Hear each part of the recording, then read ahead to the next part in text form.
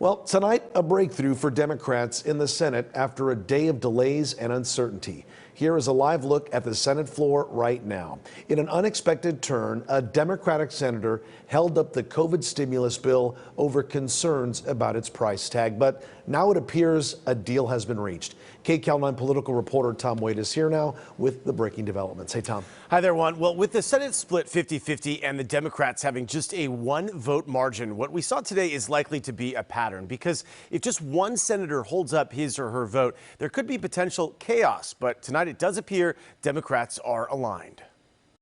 Democrats in the Senate are moving forward with their stimulus aid package after a 9-hour delay. Democratic Senator Joe Manchin of West Virginia stalled the process, taking issue with the amount of the stimulus checks and with how long the program would last. Democrats wanted $400 weekly benefits, but agreed to $300.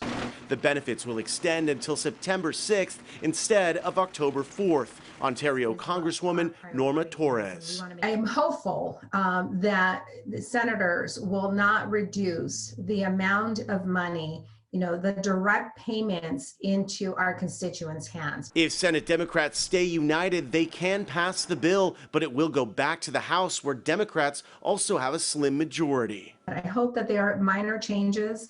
And if they are minor changes, I see no reason for us to hold them back. Professor of politics at Claremont McKenna College, Jack Pitney. When you have a majority this thin, every individual senator has enormous leverage. Manchin has leverage because he comes from a red state. Democrats have to give him a lot of leeway.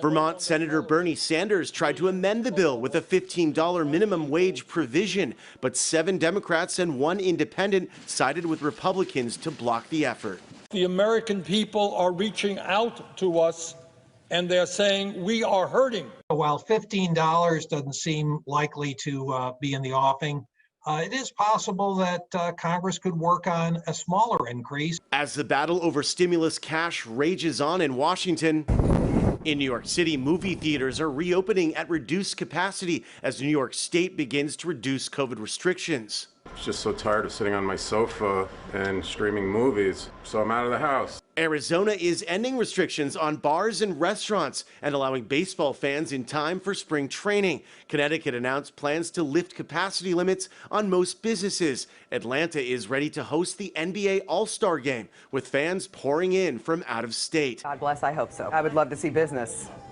improve. States like Texas and Mississippi are completely dropping their mask mandates. We have seen this movie before.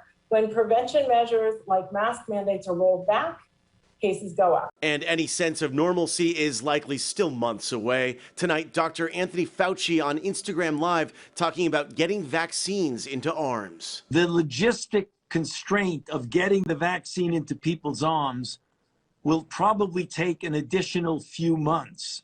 So we project that anyone who wants to get vaccinated will have gotten vaccinated by the time we get to the end of the summer and the beginning of the fall. And as you saw earlier in those live pictures, it's going to be a late night in Washington. Republicans have a number of delay tactics they can use. But if Democrats stay unified, they will have the votes to pass the bill, but it could take several days. Democrats say they want to pass this bill before benefits run out on March 14th. Juan, back to you. All right, Tom, thanks for the update.